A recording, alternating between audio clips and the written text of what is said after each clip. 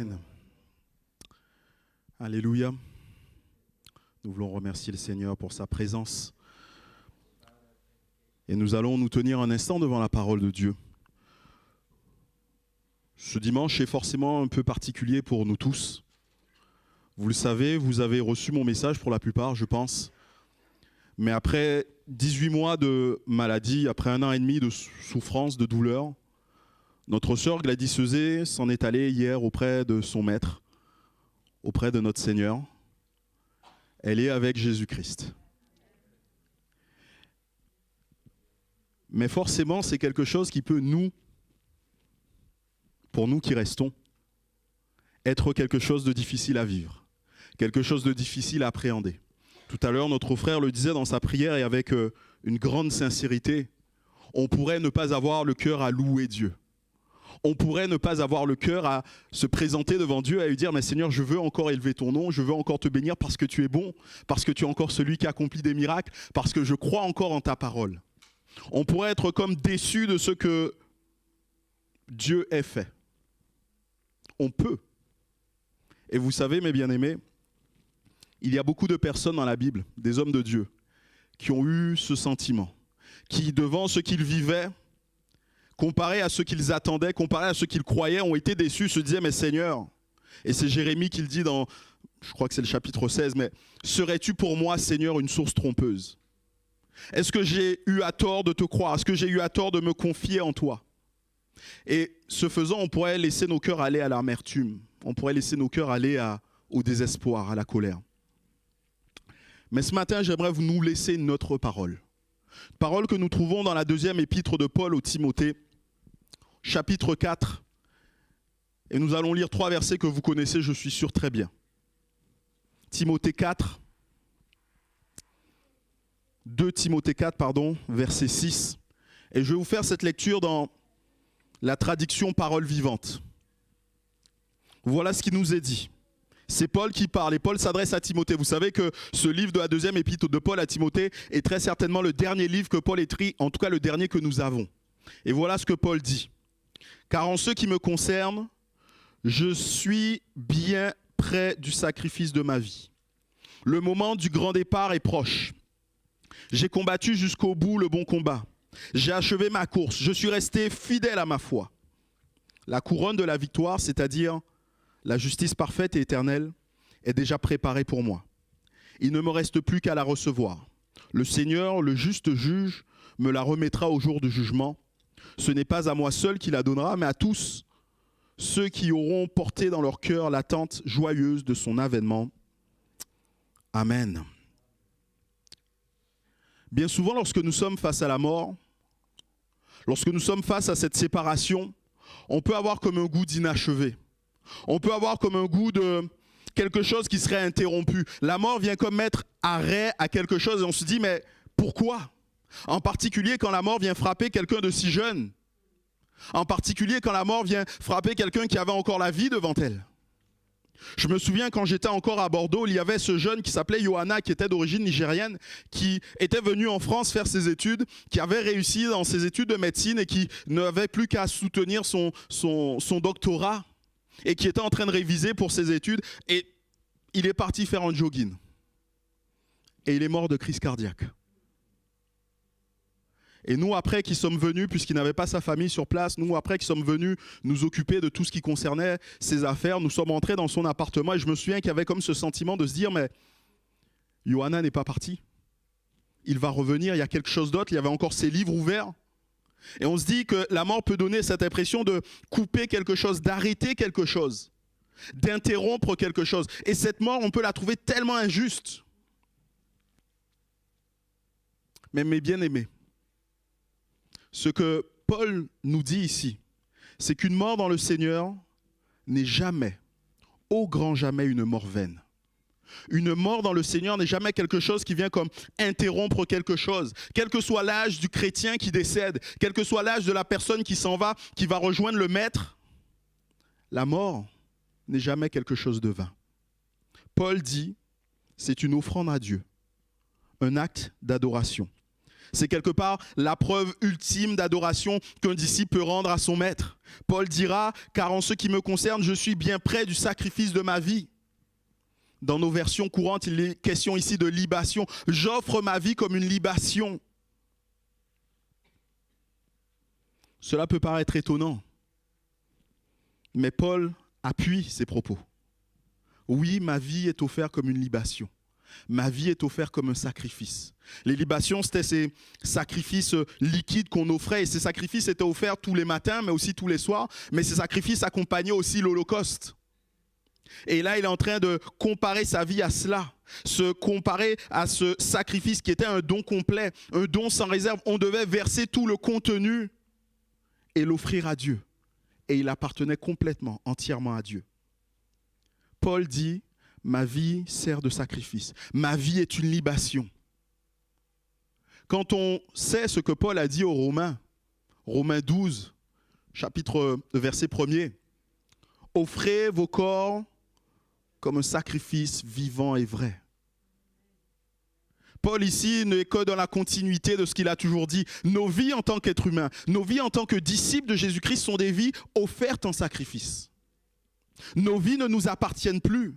Nous ne sommes plus maîtres de nos vies. Nous ne pouvons plus décider de nos propres vies. Nos vies sont offertes en sacrifice devant Dieu. Nos vies sont comme là sur son autel et c'est à lui de décider de ce qu'il fait de nos vies. Tout au long de notre vie, nous devons chercher à nous soumettre à sa volonté. Tout au long de notre vie, nous devons chercher à nous soumettre à ce qu'il veut pour nous. Et la mort, qui n'est pas la fin de la vie, bien aimés, vous le savez. La mort ne fait que partie de la vie, tout comme la naissance fait partie de la vie, la mort fait partie de la vie. Et même dans la mort, nous devons continuer à offrir nos corps comme des sacrifices vivants et vrais à Dieu. Et c'est pour ça que Paul est capable de dire, j'offre ma vie comme un sacrifice, j'offre ma vie comme une libation. Au travers de cette étape, nous devons, nous encore et toujours, être des sacrifices qui honorent Dieu. Nous devons, au travers de cette étape qui est la mort, que représente la mort, comprendre que nous devons imiter notre Seigneur Jésus. Dans Éphésiens 5 au chapitre 2, il nous est dit que Christ s'est livré lui-même à Dieu pour nous comme une offrande et un sacrifice de bonne odeur. Nous ne faisons qu'imiter notre Seigneur. Nous voulons être semblables à lui et je crois que Paul disait ça à un moment, je crois que c'est aux Philippiens, il disait mais je veux être semblable jusque dans la mort à Jésus-Christ. Mais jusque dans la mort, ça veut dire quoi? Ça veut dire que Jésus-Christ, en donnant sa vie, a accepté d'être un sacrifice. Nous aussi, qui sommes disciples de Jésus, nous devons aller jusque-là. Un sacrifice de bonne odeur, c'est un sacrifice que Dieu admet, un sacrifice que Dieu reçoit, un sacrifice auquel Dieu prend intérêt, un sacrifice dans lequel Dieu se réjouit. C'est quelque part un sacrifice qui répond aux critères de Dieu seul. C'est Dieu, lui, qui choisit le critère. C'est Dieu, lui, qui décide et qui explique au peuple comment apporter des sacrifices. Dieu n'accepte pas n'importe quel sacrifice. Vous connaissez cette histoire de Caïn et d'Abel. Et on voit ces deux hommes qui vont apporter à Dieu un sacrifice, mais Dieu va se détourner du sacrifice de Caïn. Parce que ce sacrifice était certainement un sacrifice qui venait de son cœur orgueilleux. Et Dieu, lui, va agréer celui d'Abel. Mais bien aimés, je voudrais nous encourager et nous inviter à comprendre que dans la mort, les enfants de Dieu sont une louange. Dans la mort, les enfants de Dieu sont une adoration pour Dieu. C'est une louange qui réjouit le cœur de Dieu. C'est une louange que Dieu agrée, c'est une louange que Dieu reçoit. C'est là ce que nous dit Paul, je suis offert en sacrifice. Je suis une libation. Notre mort ne laisse pas Dieu indifférent, mes bien-aimés. Nous en avons la preuve lorsque nous lisons l'histoire de Lazare. Jésus avait son ami Lazare. On vient l'avertir que ton ami Lazare est malade et qu'il va mourir. Jésus va attendre un certain moment avant de venir et alors qu'il est là devant le tombeau, nous lisons ces quelques mots qui sont tellement simples mais tellement profonds. Jésus pleura. Mais j'ai toujours été intrigué de me dire, mais pourquoi est-ce que tu pleures, Jésus? Puisque Jésus savait très bien ce qu'il allait faire. Il savait très bien qu'il allait prier son Père et que Lazare sortirait du tombeau. Mais pourtant, devant l'image du tombeau, devant l'image de cette séparation, Jésus est pris dans ses émotions. Et c'est normal, Jésus était pleinement humain. Et nous qui sommes humains, nous pouvons, et quelquefois j'ai envie de dire, nous devons ressentir toutes ces émotions. Nous ne pouvons pas être insensibles à tout cela. La tristesse, le désemparement, le fait d'être abattu à cause du fait qu'on est là face à quelque chose qui nous dépasse, le Seigneur l'a connu. Et ce sont des attitudes bien humaines. L'absence, le manque, la séparation peuvent être difficiles à vivre et même difficiles à appréhender. Et je le redis, c'est bien normal, c'est bien humain.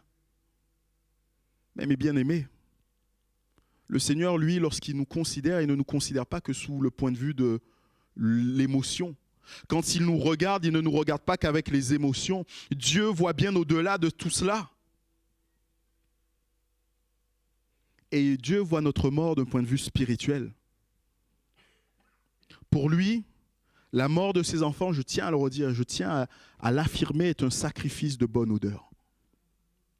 Pour lui, la mort de ses enfants est quelque chose qu'il agrée. Et c'est donc naturellement que nous trouvons le psalmiste qui dit dans le psaume 116, « Elle a du prix aux yeux de Dieu, la mort de ceux qu'il aime. » Il n'est pas ici question simplement des émotions. Oui, le Seigneur est pris dans ses émotions, mais au-delà même de ses émotions, il y a une réalité spirituelle. Ma vie est offerte en libation. Ma vie est offerte comme un sacrifice.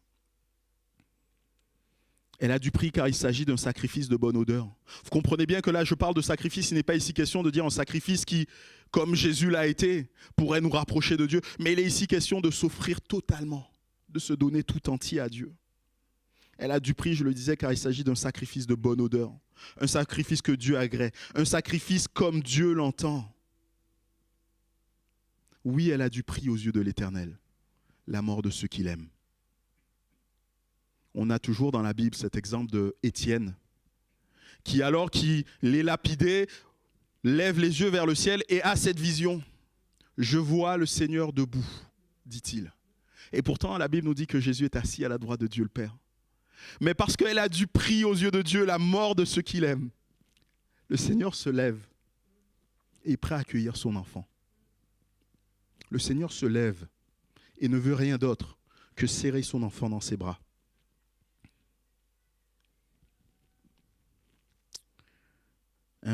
Bien-aimés, nous devons être comme Paul.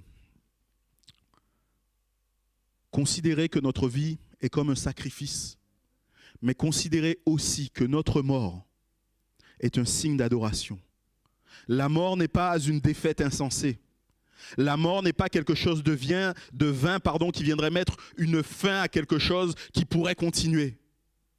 La mort, pour un enfant de Dieu, est un sacrifice, une libation, une adoration. C'est une louange qui réjouit le cœur de Dieu. Dieu ne se réjouit pas de notre mort. Mais c'est une louange qui réjouit le cœur de Dieu car c'est le couronnement de tout un cheminement. Et c'est là ce que Paul continue à nous dire au verset 7. « J'ai combattu jusqu'au bout le bon combat, j'ai achevé la course, je suis resté fidèle à ma foi. » De quel combat est-ce qu'il peut bien s'agir? Quel combat est-ce que Paul a pu mener jusqu'au bout? Quel combat est-ce que pour lesquels Paul aura les honneurs de Dieu? On pourrait résumer ce combat tout simplement en utilisant cette expression que Jésus lui-même a énoncée. Le bon combat, c'est porter sa croix. Pour chacun de nous, porter sa croix revêt une réalité différente. Chacun de nous, nous passerons par des chemins différents. Vous connaissez sûrement ce livre qui a été écrit par John Bunyan, le voyage du pèlerin, où nous voyons le pèlerin qui s'appelle chrétien croiser la route de différentes personnes, notamment de martyrs, je m'en souviens. Et le chemin de martyr n'est pas du tout le même que celui de chrétien. Celui de martyr va le conduire jusqu'au martyr. Celui du chrétien est tout autre, tout différent. Chacun va passer par un chemin. Chacun a une direction à prendre. Mais quand Jésus emploie cette expression, c'est une invitation Une invitation à marcher, à vivre dans une vie de foi et de complète dépendance vis-à-vis de Dieu. De marcher et de vivre pour accepter de mettre nos désirs et de plutôt mettre les désirs de Dieu, la volonté de Dieu avant même les nôtres. C'est une invitation à mourir à nous pour que lui vive encore plus en nous-mêmes. De ce fait, mes bien-aimés, porter sa croix ne veut pas dire souffrir. Si c'était le cas, ça voudrait dire que Dieu nous récompenserait de notre souffrance ou devrait nous récompenser de la souffrance. Parce que tu as beaucoup souffert sur cette terre, parce que tu as perdu des années à faire certaines choses, Dieu devrait nous récompenser. Notre sœur, Gladys, a souffert. Et j'ai été assez sobre dans les messages que je partageais avec vous, mais quand j'étais avec Thierry et qu'il m'expliquait certaines choses, les bras m'en tombaient. La souffrance qu'elle a connue a été difficile. Mais le bon combat qu'elle a mené n'était pas simplement ça, ou était bien plus que simplement accepter d'endurer la souffrance. Dieu n'est redevable à personne de qui que ce soit.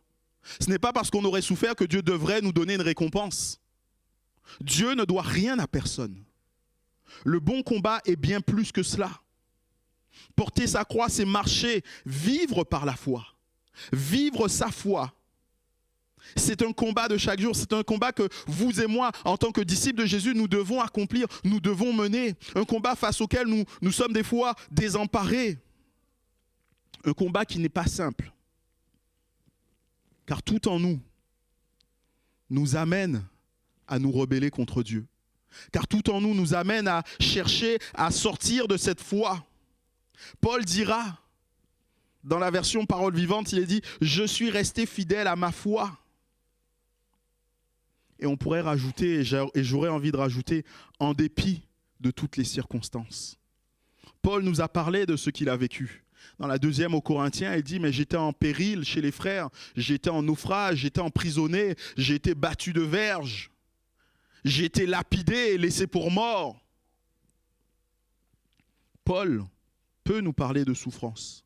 Mais en dépit de tout cela, il dit, j'ai gardé la foi, je suis resté fidèle à ma foi. Il n'a pas permis à tous ces éléments d'atteindre sa foi au point qu'il choisisse d'abandonner sa foi. Malheureusement, on peut connaître, et je le comprends, lorsqu'on passe par des moments si difficiles, si durs, qui nous touchent personnellement, qui touchent des personnes qu'on aime, on pourrait être comme là à dire, mais Seigneur, tu serais pour moi une source trompeuse, une source dont on n'est pas sûr. On pourrait ne plus avoir la foi en Dieu et ne plus croire qu'il est encore capable d'agir comme nous on lui a demandé. La foi de Paul est restée intacte. La foi de Paul est restée cette valeur cardinale qui a conduit, qui a dirigé sa vie. La foi de Paul lui a permis de continuer à marcher selon les règles de Dieu. Il a agi conformément à sa foi, non pas conformément à son intelligence ou ses désirs.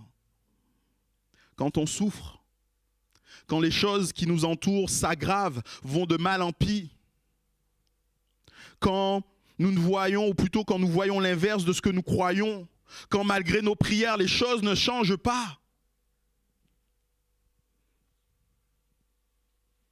nous devons, comme Paul, rester fidèles à notre foi. Notre sœur Gladys a combattu le bon combat parce qu'elle est restée fidèle à sa foi. Dès le premier jour jusqu'au dernier, elle est restée fidèle à sa foi.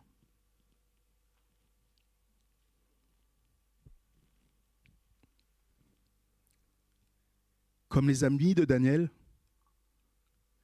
elle était capable de dire, mon Dieu est capable, mais s'il ne le fait pas, il reste mon Dieu.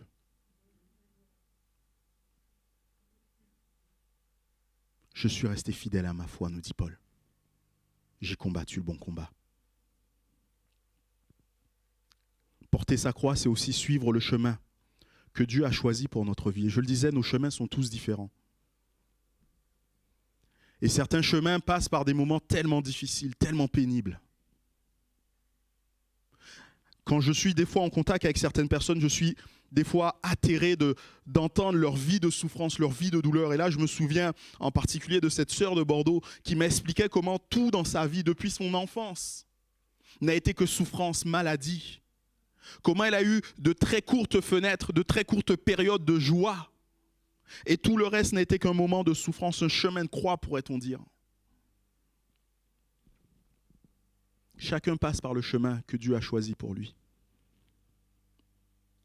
Paul n'a pas cédé, ou plutôt Paul n'a pas décidé, excusez-moi, de la course qu'il devait mener. Et aucun de nous ne peut décider de la course que nous devons mener. Aucun de nous ne peut décider le chemin par lequel il doit passer. Nous devons tout simplement nous contenter, si je peux le dire, de courir sur le chemin que Dieu a tracé pour nous. Tout comme nous ne pouvons pas décider le chemin que Dieu a tracé pour nous, nous ne pouvons pas décider non plus de la finalité, du but de ce chemin. Et Paul non plus, lui, ne cherche pas à connaître ce rôle. Lui, son but, c'est de courir, d'arriver là où Dieu a voulu, d'être jusqu'au bout, d'arriver jusqu'au bout. Et vous le voyez, Paul n'est pas celui qui se glorifie d'avoir gagné. Dans ce que Paul nous dit, il est juste content d'être arrivé au bout. Paul fait la course, mais son seul objectif, c'est d'arriver au bout. On pourrait illustrer ça avec cette image de marathonien. Ces personnes qui courent des kilomètres et des kilomètres. Alors c'est vrai que certains ont tellement l'habitude de le faire qu'ils le courent pour la performance. Mais beaucoup de personnes se lancent comme un défi de se dire « mais je suis capable de courir un marathon ». Et qu'importe le nombre de temps que je vais mettre pour courir et pour atteindre ce marathon, la seule chose qui est importante pour moi, c'est d'arriver au bout, de franchir la ligne d'arrivée. Parce que le fait que je franchisse la ligne d'arrivée va démontrer que j'ai enduré des choses. J'étais capable de les tenir. Va tout simplement démontrer que malgré l'adversité, malgré la difficulté, j'ai tenu bon, j'ai persévéré, j'ai fait preuve de détermination. Et bien aimé, nos vies de chrétiens, à bien des égards, sont des marathons. Paul dira aux anciens d'Éphèse, mais je ne fais pour moi-même aucun cas de ma vie comme si elle m'était précieuse, pourvu que j'accomplisse ma course. Et cette course, elle peut être longue. Cette course, elle peut être ardue. Cette course, elle peut passer par des obstacles, par des haies, par des fossés que nous n'avions pas prévus, que nous ne voulions pas. Mais la seule chose qui est importante pour Paul, c'est que j'accomplisse ma course. C'est que j'aille jusqu'au bout. C'est que je franchisse la ligne d'arrivée. L'épreuve peut être longue, dure, mais Dieu nous attend au bout. Dieu nous attend au bout. Porter sa croix, c'est aussi mourir à soi-même. Et là, c'est peut-être la chose la plus difficile que nous ayons à faire, mais c'est aussi la chose la plus importante que nous ayons à faire. Mourir à nous-mêmes. Le but de nos vies terrestres, c'est de nous amener à la ressemblance de Jésus-Christ. Le but de nos vies terrestres, c'est que nous soyons comme Jésus. Et pour cela, chaque jour, on doit mourir à nous-mêmes un peu plus, pour le laisser grandir en nous. Et la mort n'est que l'aboutissement de tout cela. Le moment où nous finissons par mourir totalement à nous-mêmes, pour laisser Dieu être pleinement manifesté en nous, parce que la Bible nous le dit, lorsque Jésus reviendra et qu'il nous changera, nous serons semblables à lui-même. 1 Jean 3,3. La mort n'est que ce moment où nous serons complètement changés et semblables au Seigneur Jésus-Christ. Aux yeux de Dieu, la mort d'un de ses enfants est tout simplement le couronnement de tout un cheminement, je le disais tout à l'heure. Oui, c'est un sacrifice que Dieu agrée, parce que c'est un sacrifice qui vient couronner tout un cheminement. Dès lors, on comprend que Paul regarde avec envie ce qu'il y a au-delà même de la tombe. Et c'est Paul qui nous le dit. La couronne de la victoire, le verset 8, c'est-à-dire la justice parfaite et éternelle, est déjà préparée pour moi. Il ne me reste plus qu'à la recevoir. Bien-aimés, savez-vous que vous êtes attendus? Bien-aimés, comprenons-nous que nous sommes attendus? Si jamais vous avez pris un rendez-vous avec quelqu'un qui vous invite à manger chez elle, cette personne, et que, arrivé au moment de ce rendez-vous, vous arrivez chez cette personne et vous vous rendez compte que cette personne ne vous attendait pas, on est un peu mal à l'aise. Et même si cette personne se confond en excuses, même si cette personne, avec toute sa gentillesse, essaie de préparer quelque chose, on va se sentir non désiré, on va se sentir un peu exclu, j'ai envie de dire, non accueilli. Mais il n'en sera pas de même avec notre Seigneur Jésus. Lui, il nous attend. Nous ne risquons pas cela. Le Seigneur est celui qui nous attend. Il est parti nous préparer une place. Je le disais tout à l'heure, il se lève pour nous accueillir. Il s'est levé à la venue d'Étienne et je pense que le Seigneur se lève à chaque fois qu'un de ses enfants meurt. Il se tient debout de son trône et est prêt à nous accueillir. Et il est celui qui ne nous accueille pas les mains vides. Il nous accueille avec une couronne. Il nous accueille avec une récompense.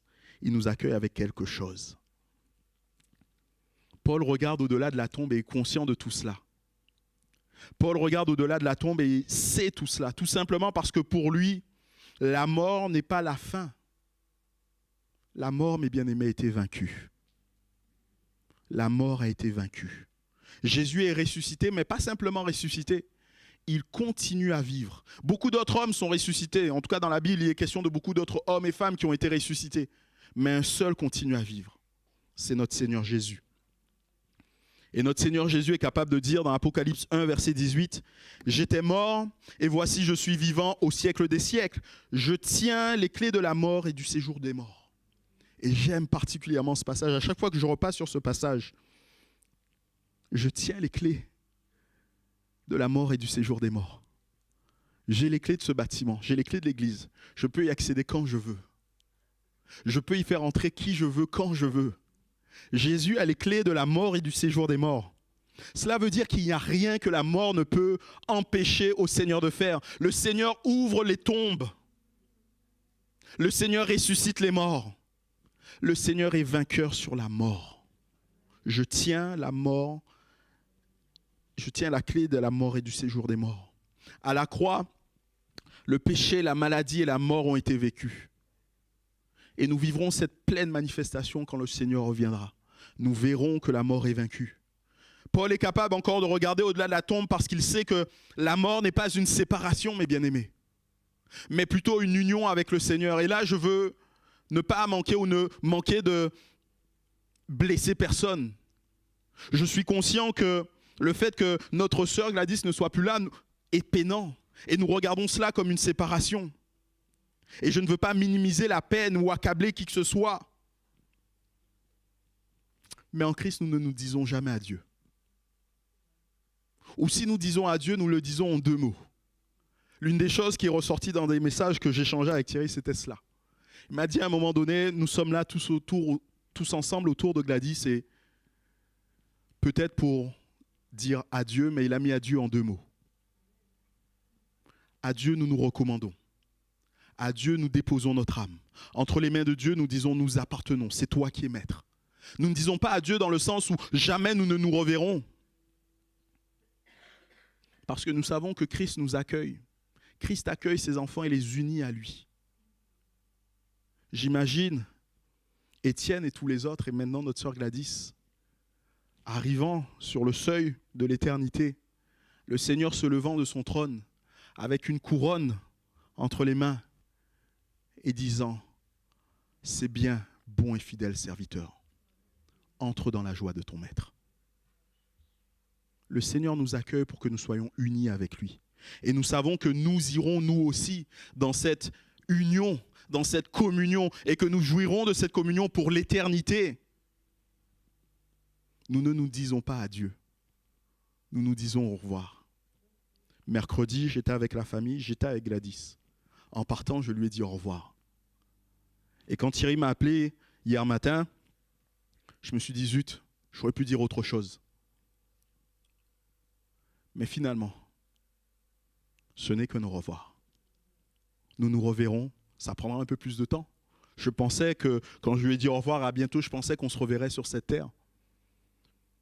Mais le Seigneur en a décidé autrement. Mais ce n'est qu'un au revoir, parce que nous nous verrons dans l'éternité. Pour regarder aussi au-delà de la tombe, il nous faut être conscient que la mort n'est pas une punition. Dieu ne nous punit pas par la mort. Mais la mort n'est que l'accès à la plus belle de toutes les récompenses. Cette récompense qui ne passera jamais. Paul parle de cette couronne. Jésus, lui, à d'autres moments, nous a parlé de ces trésors que nous devons nous amasser dans les cieux, là où la teigne et la rouille n'atteignent pas, là où les voleurs ne dérobent pas. Oui, il y a une récompense pour ceux qui sont en Christ et qui meurent. Nous aurons, nous, la joie de vivre ces récompenses. Mais, pour vivre tout cela, il y a déjà ce temps où nous devons mourir. Ce temps où nous devons accepter cette séparation. Et quand nous avons cru, quand nous avons espéré, c'est peut-être votre cas, parce que nous avons pris le temps de prier pour ça. L'Église s'est mobilisée et je vous en remercie tous. Et Thierry et Marie-Noël, Leslie et Mathilde vous en remercient encore. Quand on s'est mobilisé et qu'on a cru et qu'on a espéré que Dieu agirait, on peut comme avoir un goût amer de se dire, mais Seigneur, pourquoi ? On peut peut-être même culpabiliser, se dire c'est de notre faute. Peut-être n'avons-nous pas fait ce que nous aurions dû. Peut-être aurions dû nous plus prier. Non, mes bien-aimés, il ne faut pas non plus en vouloir à Dieu. Se mettre en colère contre lui serait peut-être une réaction humaine et facile. Mais quel serait l'intérêt de se mettre en colère contre Dieu alors que notre sœur est actuellement en train de se réjouir avec Dieu? Pourquoi est-ce qu'on se mettrait en colère contre Dieu? Que cela ne soit pas pour nous une occasion de chuter dans la foi, mais que nous restions fermes dans notre foi. Tout comme Paul a été, tout comme elle-même, elle a été pour nous. Un exemple. Et je voudrais juste finir en évoquant cela avec vous.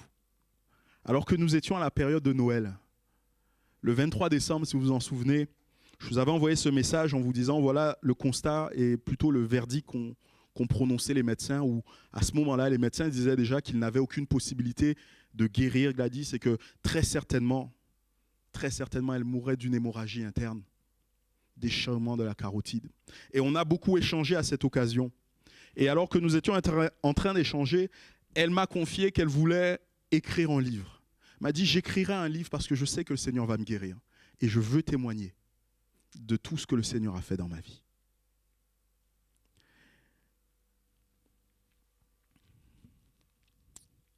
Quand elle disait ça, ce n'était pas simplement une idée en l'air. Ce n'était même pas non plus quelque part un marchandage avec Dieu. Vous savez, des fois on peut avoir cette attitude de dire, Seigneur, si tu fais ça pour moi, je ferai ça pour toi. Elle n'était même pas dans cette idée parce que avant même qu'elle soit guérie, elle a commencé à écrire certaines choses. Et Thierry hier me disait qu'ils ont retrouvé certaines choses. Et ce que j'ai trouvé merveilleux, c'est que dans ce qu'elle avait prévu d'écrire, elle avait prévu de parler de son histoire, de sa maladie, de sa guérison, mais elle avait rajouté un dernier chapitre. Ce chapitre, c'était son baptême. J'en avais parlé avec elle avant, un peu avant la maladie, et même tout au long de la maladie, on en parlait. On en parlait et elle-même, elle en parlait comme étant ce projet qu'elle veut mener à bien. Elle disait, c'est un projet pour lequel j'ai besoin de ta participation. J'ai besoin que tu me mettes dans l'eau, j'ai besoin que tu me baptises. Elle avait ce projet, elle avait cet objectif. Et devant tout cela, on pourrait considérer, comme je le disais en commençant, que la mort vient comme mettre un point d'arrêt à quelque chose. Vient comme interrompre quelque chose et dire, mais Seigneur, pourquoi? Pourquoi? On peut avoir beaucoup de pourquoi. Mais mes bien-aimés, tout comme je le disais la semaine dernière, le Seigneur ne répond pas toujours à nos pourquoi, il nous donne d'autres réponses. Aujourd'hui, on a une autre réponse en nous appuyant sur ce passage que nous avons lu. C'est qu'au travers de sa mort, notre sœur Gladys loue le Seigneur. Sa mort n'est que le couronnement de tout le cheminement qu'elle a pu connaître. Sa mort est le début de la gloire qu'elle va vivre avec le Seigneur Jésus-Christ. Sa mort n'est pas une fin en soi. Sa mort ne vient rien interrompre. Sa mort n'est que le prolongement de quelque chose. Je ne compte plus le nombre de fois où les uns et les autres, alors que j'envoyais un message concernant la santé de Gladys, alors que vous preniez des nouvelles de Gladys, les uns et les autres, vous me disiez, mais je suis impressionné par cette foi. Elle est pour moi un modèle. Elle m'invite à regarder les choses différemment. Oui, elle était pour nous, elle était pour tous ceux qui la soignaient, le personnel soignant, elle était aussi pour tous ceux qui l'entouraient, ses amis, ses collègues. Elle a été ce modèle de foi. Et au travers de ces mois de maladie, elle a été un modèle de foi. Et je ne pourrais que vous dire et vous redire ces paroles de l'apôtre Paul, mais en les appliquant à notre sœur Gladys. Car en ce qui la concerne, elle était bien prête au sacrifice de sa vie. Le moment du grand départ était proche. Elle a combattu jusqu'au bout le bon combat. Elle a achevé la course. Elle est restée fidèle à sa foi. La couronne de la victoire, c'est-à-dire la justice parfaite et éternelle, lui est déjà préparée. Il ne lui restait plus qu'à la recevoir. Maintenant, elle a reçu. Le Seigneur, le juste juge, la lui remettra au jour du jugement, mais non pas à elle seule, mais à tous ceux qui auront dans leur cœur l'attente joyeuse de l'avènement du Seigneur. Mes bien-aimés, ne soyons pas pris par nos émotions au point de ne pas regarder ce modèle de foi qu'elle a été pour nous. Ne soyons pas pris par nos émotions au point de nous rebeller contre Dieu. Mais au contraire, c'est Paul qui dit, vous donc qui êtes entourés d'une si grande nuée de témoins, il y a ces témoins que nous trouvons dans la parole de Dieu, mais des fois il y a ces témoins qui sont à côté de nous. Laissons ces témoins encourager notre foi.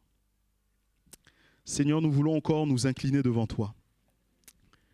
Et nous voulons vraiment, Seigneur, prier que tu sois la consolation de la famille Euzé, Seigneur. Tu sais ce par quoi ils passent. Tu vois la douleur et la peine de cette séparation. Je te prie aussi pour nous en tant qu'Église, Seigneur. Tu sais comment ces moments sont difficiles, pénibles. Mais Seigneur, nous voulons regarder au-delà des réalités humaines, physiques des choses. Nous voulons regarder à ce qui est éternel, à ce qui demeure, à ce qui dure. Et nous voulons te dire merci, Seigneur, pour la vie de notre sœur. Merci pour ce que tu as permis qu'elle soit pour nous encore comme un modèle de foi. Merci encore, Seigneur, pour ce que tu as opéré au travers de sa vie. Merci pour ce chemin qu'elle a pu connaître, cette foi à laquelle elle est restée attachée. Merci pour la gloire qui lui est réservée maintenant à tes côtés, Seigneur. Je te prie vraiment, Seigneur, que cela soit un encouragement pour chacune de nos vies, pour chacun de nos cœurs. Mais je te prie vraiment de consoler nos cœurs, Jésus. Viens encore étendre ta main et que, Seigneur, ton Saint-Esprit soit là comme un baume sur nos vies. Éternel mon Dieu, nous voulons garder cette image de foi qu'elle avait de toi et développer nous aussi cette foi en toi, Seigneur. Sois béni, glorifié et béni, mon roi. Amen.